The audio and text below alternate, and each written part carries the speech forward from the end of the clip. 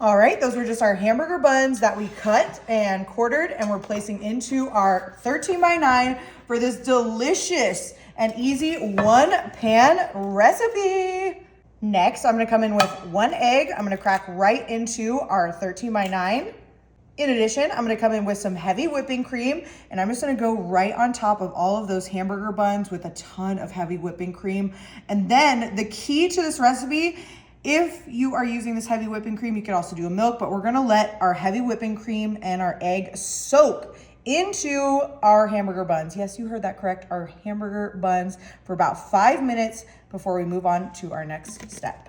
All right, it's been 5 minutes. I'm gonna come in with our special dark chocolate chips. And I'm just gonna go in with about 1 cup to 2 cups, depending on how chocolatey you want this recipe, right into our casserole dish, just like so. And the star of the show, I have our jet puffed marshmallows. Yes, you heard that correct, our jet puffed marshmallows. And with the marshmallows, I'm kind of just gonna place them all on here. These ones are a little sticky and tacky, which that's all right. It's hot out here in Vegas, so I'm just gonna go in with those marshmallows just like so.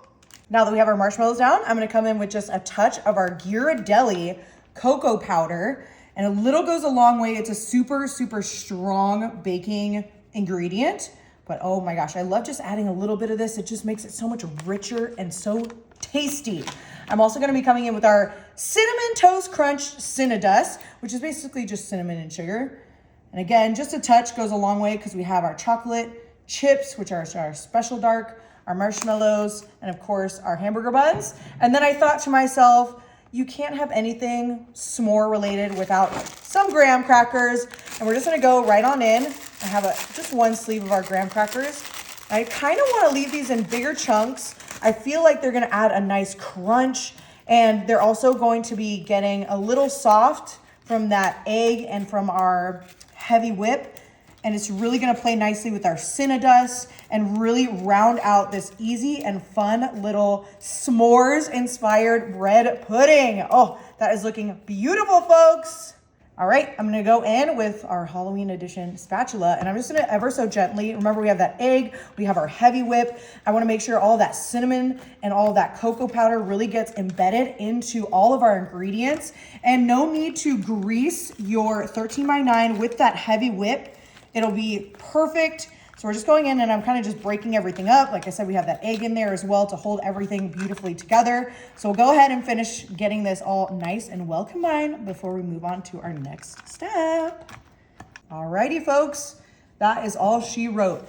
Our s'mores bread pudding is gonna be going into the oven. We're gonna go for about 20 minutes at 350 degrees. We are bringing the campfire into the kitchen today. I have our s'mores bread pudding, our marshmallows, our dark chocolate, our cocoa, our cinnamon sugar, and of course those graham crackers, which actually stayed pretty crispy. I'm not even gonna lie. All right, I'm gonna go. I want a lot of marshmallow. Oh, I'm so excited for this. Oh, look at all that chocolate. Oh my goodness. This is gonna be so delicious. I was even thinking I probably should have added like a touch of like sea salt or something with it too. But you cannot tell me that doesn't look so tasty. All right, it's gonna be really, really hot, but we want a little bit of everything. The dark chocolate, our graham cracker, our hamburger buns.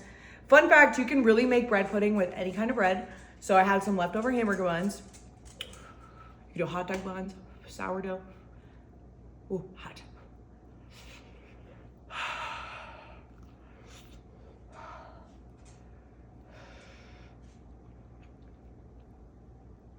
Oh, perfect.